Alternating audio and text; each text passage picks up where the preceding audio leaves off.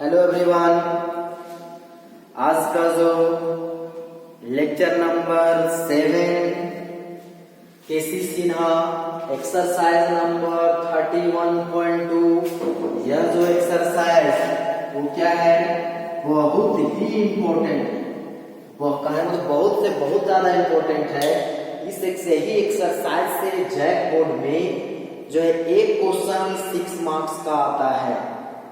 ध्यान से सुनिए, इसी एक्सरसाइज से ही एक क्वेश्चन पूछता है 6 मार्क्स का। मतलब इस एक्सरसाइज में 12 क्वेश्चन जो है एक्सरसाइज में है और 5, 7, 8, 10 जो किसी में होंगे एग्जाम्पल में होंगे। तो इसी टाइप से रिलेटेड क्वेश्चन जो है फाइनल एग्जाम में एक क्वेश्चन 6 मार्क्स का पूछता है, बहुत ही आसान।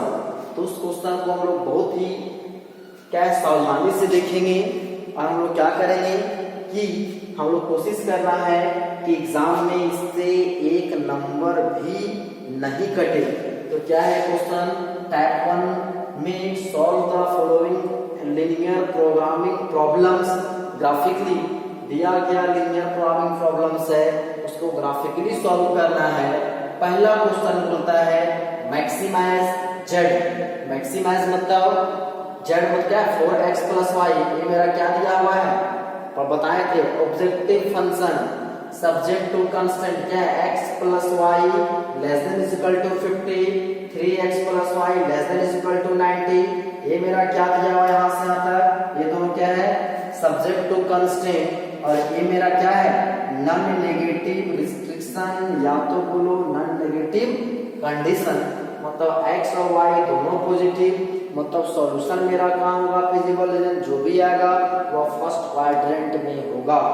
अब जो है इसका हम लोग सॉल्यूशन करते हैं। सबसे पहले हम लोग क्या करते थे, इस दिया गया प्रॉब्लम में जो सब्जेक्ट टू कंस्ट्रेंट आप तो बोला जाए सिस्टम ऑफ इक्वेशंस है, उसका हम लोग क्या लिखते थे, कॉरस्पॉन्डिंग इक्वेशंस। तो लिखेंगे कॉरस्पॉन्डिंग इक्वेशंस। एक बार आप लोग फिर से लिख दीजिएगा गिवन ये जो दिया गया है। तो क्या हो जाएगा x + y = 50, question number sorry equation number 1 हो जाएगा 3x + y = 90, इक्वेशन नंबर 1 और 2। अब हमको क्या करना है, इसका हम लोग ग्राफ को ड्रॉ करेंगे। तो लाइन को ड्रॉ करेंगे, तो हम लोग को एक जो है स्ट्रेट लाइन को ड्रॉ करने के लिए, तो यूनिक स्ट्रेट लाइन को ड्रॉ करने के लिए मिनिमम कितना पॉइंट्स का जरूरत होता है। पिछले हम लोग 2-3 वीडियो में देखे थे, हम लोग 11th में देखे कितना पॉइंट का मिनिमम 2 पॉइंट्स का जरूरत होता है। हम लोग 3-4 से अधिक भी निकाल सकते हैं, लेकिन 2 पॉइंट रहेगा तो हम लोग का काम हो जाएगा।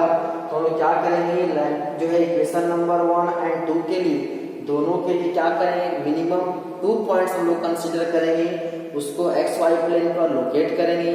तो हम लोग क्या मिल जाएगा, वहां से लाइन ड्रॉ हो जाएगा। तो क्या करते हैं, फ्रॉम 1 ये कितना है x + y = 50। आप तो इसको बॉक्स बनाइए, आप तो इसको कीजिए पुट x = 0 देन y = कितना हो जाएगा 50। देयरफॉर जो मेरा पॉइंट क्या मिल जाएगा 0, 50 एंड फिर से पुट करते हैं, पुट अगेन y = 0, y का वैल्यू 0 पुट कर देंगे, x का वैल्यू कितना हो गया, x का वैल्यू 50। देयरफॉर ये जो मेरा पॉइंट मिल जाएगा कितना हो गया 50, 0। अब हम लोग को क्या मिल गया है, लाइन नंबर 1 के लिए 2 पॉइंट हम लोग को मिल गया है। आगे भी आप बना सकते हैं, यहाँ पे बोलिएगा 0 क्यों लिए है, बस हम लोग अपने सुविधा अनुसार, ताकि 0 ले लेंगे तो एक टर्म ऐसे ही कैंसिल हो जाएगा, वहां से y का वैल्यू आसानी से निकल जाएगा। यदि यहाँ पे 2, 4, 3, 5, 10 -15 कुछ भी ले सकते हैं, तो वहाँ पे थोड़ा सा जो हम लोग को 10 सेकंड ही टाइम जाएगा है जोड़ घटा गुणा करने में, तो हमको क्या उससे बच जाएगा टाइम, मेरा बचेगा। इसे 0 ले लिए हैं, आप इंडिपेंडेंट है, एग्जाम्पल 1, 2, 3, 4, 5 कुछ भी ले लीजिएगा। या तो इसको आप लोग बॉक्स के रूप में बना सकते हैं, जैसा क्लास 10 में आप लोग पढ़े होंगे। अब क्या करते हैं, फ्रॉम 2 दूसरा इक्वेशन क्या है, 3x + y = 90। तो पुट करते हैं x = 0 देन y = कितना हो जाएगा 90। देयरफॉर पॉइंट मेरा क्या हो जाएगा 0 90। Again put y is equal to 0 और y का वैल्यू 0 पुट कर देंगे तो x का वैल्यू कितना हो जाएगा 30। देयरफॉर ये जो मेरा पॉइंट निकल गया कितना हो गया 30। हम लोगों का क्या निकल चुका है पॉइंट निकल चुका है। अब क्या करते हैं कि हम लोग लाइन को ड्रॉ करते हैं। अब लाइन ड्रॉ करेंगे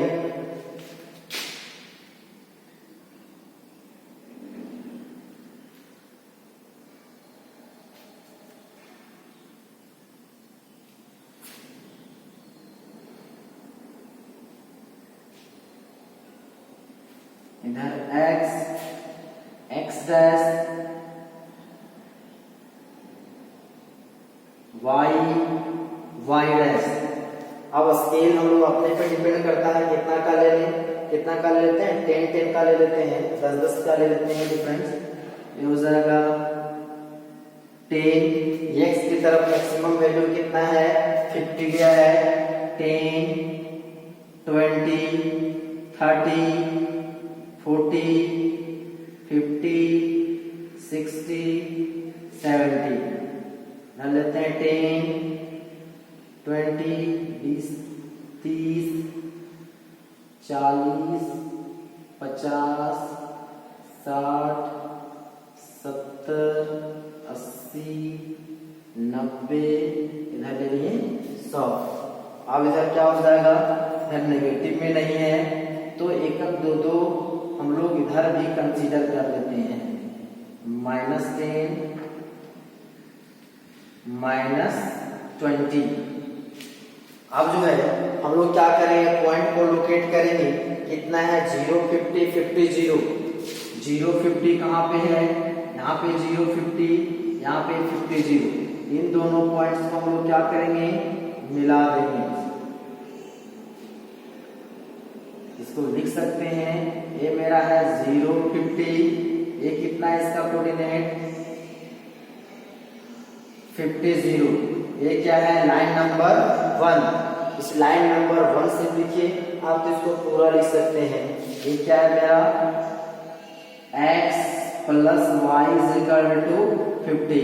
ज्यादा बेटर होगा तो नंबरिंग भी कर दीजिए जो लाइन नंबर 1।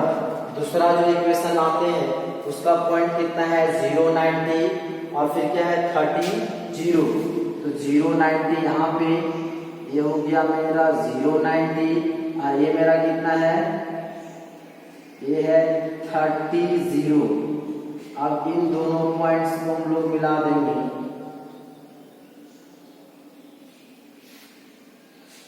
आप लोग स्केल से मिलाइएगा हो सकता है यहाँ पे टेढ़ा हो गया हो। ये मेरा कितना है लाइन नंबर 2। अब इसका जो इक्वेशन क्या है ये मेरा है 3x plus y equal to 90।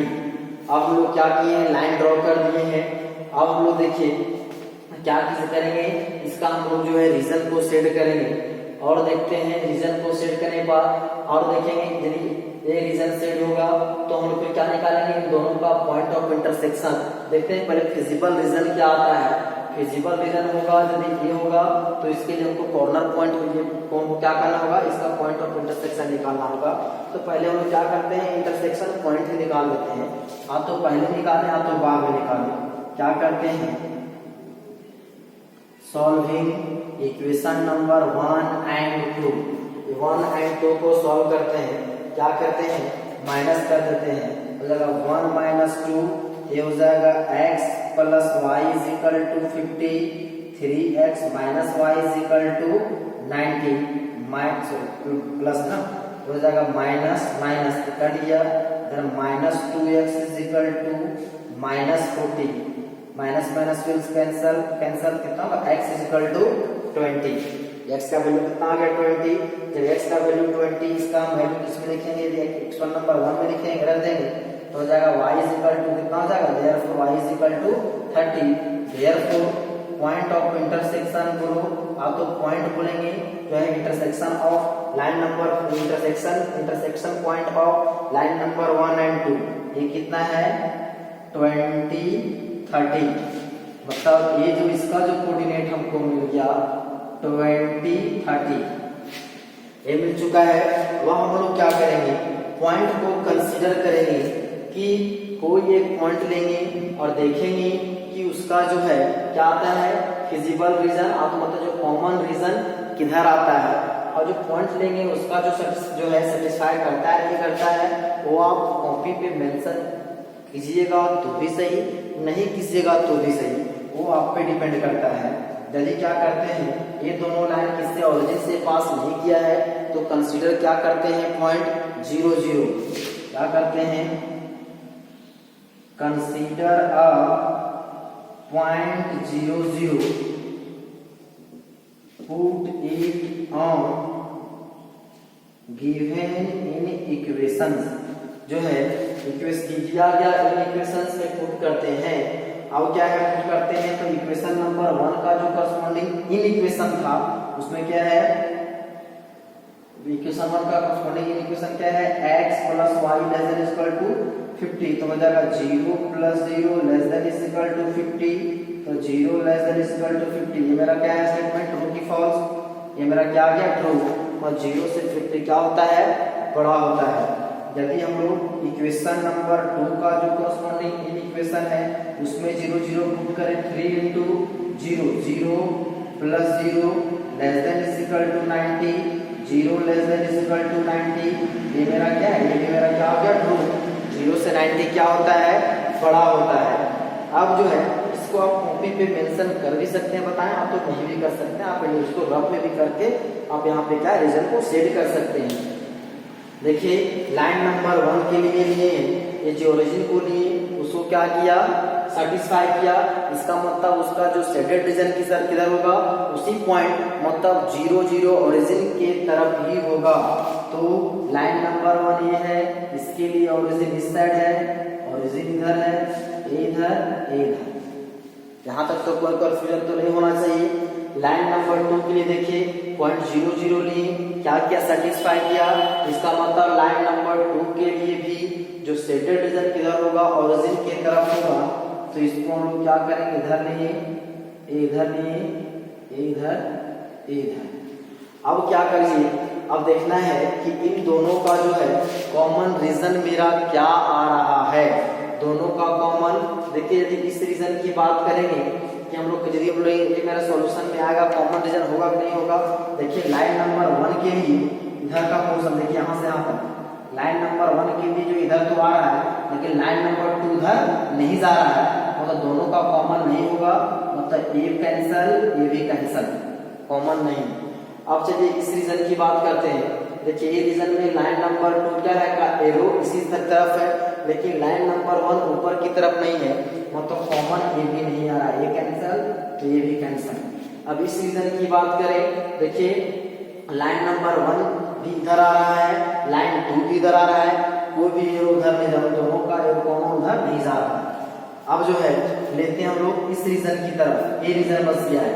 देखिए लाइन नंबर 2 के लिए देखा जाए तो उसका एरो क्या है, इधर है, लाइन नंबर 1 के देखिए एरो क्या है, इधर है, और दोनों के लिए कॉमन मेरा क्या रहा है, एक टोटल पोर्शन आ रहा है इधर, कंप्लीट इधर पूरा आ रहा है। लेकिन हम लोग को जो है ये नॉन नेगेटिव कंडीशन क्या दे रखा है कि x > 0, y > 0, मतलब x और y दोनों पॉजिटिव, तो हम जानते हैं x y प्लेन कोऑर्डिनेट जो प्लेन में दोनों पॉजिटिव कहाँ होता है, तो सिर्फ और सिर्फ फर्स्ट क्वाड्रेंट में, मतलब यहाँ क्या मेरा जो कॉमन रीजन में हम लेंगे सिर्फ इतना ही लेंगे, फर्स्ट क्वाड्रेंट में जो रीजन है उसी को लेंगे, इधर को हम लोग कंसीडर नहीं करेंगे। तो ये मेरा क्या हो जाएगा, कॉमन रीजन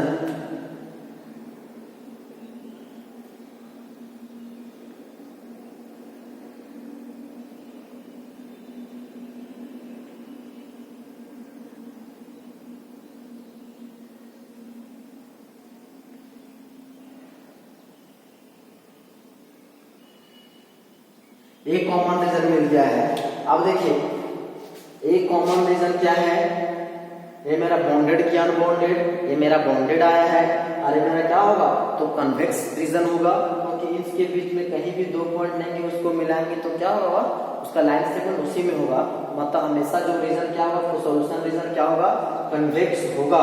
अब देखिए ये जो रीजन कौन कौन से पॉइंट से घिरा हुआ है, तो बहुत ही क्लियर यहाँ पता चल रहा है। एक पॉइंट ओरिजिन O जो इसका कोऑर्डिनेट क्या है 0 0, इस यहाँ पर कितना है, एक पॉइंट का कोऑर्डिनेट 30 0, इसको मान लेते हैं कोड क्या है ए मेरा, इसको क्या मान लेते हैं B, ये भी मेरा पॉइंट है, ये मेरा जो क्या है इसको मान लेते हैं C, इसको क्या मान लिए C 0 50। तो इसी रीजन में मेरा क्या आने वाला है, तो जो है ऑब्जेक्टिव फंक्शन का जो हम लोग का है मैक्स जेड और मिन जेड निकालने वाला है, इन्हीं कॉर्नर पॉइंट से हम लोग इसको निकालेंगे। तो हम लोग क्या निकाल लिए कि इसका हम लोग सॉल्यूशन क्या है रीजन निकाल लिए। अब हम लोग देखिए ये जो सॉल्यूशन रीजन कौन कौन से कॉर्नर पॉइंट से घिरा हुआ है, इसको हम लोग ओ माने A B C, मतलब इसको ये जो मेरा रीजन क्या है क्लोज रीजन है, तो क्या हो जाएगा O A B C O, मतलब इसको हम लोग सिर्फ O A B C नहीं लेना है, तो O A B C O तभी ना क्लोज होगा, मतलब इस रीजन इधर भी लेना है। वही लिखे हैं the feasible region is the bounded reason, क्या है O A B C O, O A B C O। अब जो है देखिए देयरफॉर क्या है लिख सकते हैं कॉर्नर पॉइंट क्या क्या है और इसका कोऑर्डिनेट क्या है, O का क्या है कोऑर्डिनेट, आप तो लिख सकते हैं कॉर्नर पॉइंट, आप तो वर्टिसेस ऑफ फिजिबल रीजन, दोनों में से आप क्या कर सकते हैं कोई लिख सकते हैं, वर्टिसेस ऑफ फिजिबल रीजन आप तो कॉर्नर पॉइंट क्या है 0 0, फिर A जिसको मान A क्या है, A का कोऑर्डिनेट क्या है 30 0, B का कोऑर्डिनेट क्या है 20 30 एंड C का कोऑर्डिनेट क्या है 0 50। अब क्या करेंगे, ये जितने जो कॉर्नर पॉइंट आया है उन कॉर्नर पॉइंट का वैल्यू कहाँ पुट करेंगे, ध्यान दीजिएगा इस ऑब्जेक्टिव फंक्शन में पुट करेंगे, और उस ऑब्जेक्टिव फंक्शन में पुट करने के बाद देखेंगे कि क्वेश्चन बोला है मैक्सिमम, तो मैक्सिमम वैल्यू क्या आता है, जो मैक्सिमम वैल्यू होगा वही मेरा क्या हो जाएगा आंसर हो जाएगा। तो इसको आप लोग दो तरीके से बना सकते हैं, एक टेबुलर फॉर्म टेबल बना करके, तो इधर हो जाएगा कॉर्नर पॉइंट, एक हो जाएगा इधर value of objective function. Corner point क्या क्या है 0, मतलब ओरिजिन, फिर क्या है A 30 0, B कितना है 20 30, C कितना है 0 50। अब क्या करेंगे, अब यहाँ जो है इसका वैल्यू कहाँ पुट करेंगे, तो दिया हुआ Z में, तो इसका वैल्यू ऑफ ऑब्जेक्टिव फंक्शन क्या है 0 0 लेंगे, तो आ जाएगा 4 × 0 × 0, तो लिख सकते हैं 4 × 0 + 0, ये क्या हो गया 0, इसको इसमें पुट करेंगे 0 × 30 + 0, ये मेरा कितना हो गया 120, यहाँ हो जाएगा 4 × 20 + 30, तो हो जाएगा 24 जा 80 + 30, ये हो गया 110, इसको पुट करेंगे 4 × 0 + 50, ये मेरा कितना हो गया 50। क्वेश्चन क्या बोला है, तो मैक्स जेड मतलब मैक्सिमम, और देखिए यहाँ सेट ऑफ वैल्यू आ गया, हम लोग क्या आ गया है एक वैल्यू का क्या गया सेट मिल चुका है, उसमें मैक्सिमम क्या है, तो देखिए मैक्सिमम वैल्यू यहाँ पे आया है, ये मेरा क्या है मैक्सिमम, यहां से लिख सकते हैं देयरफॉर ये मेरा आ गया मैक्स जेड कितना हो गया 120 एट कौन से पॉइंट पे आया है, x = 30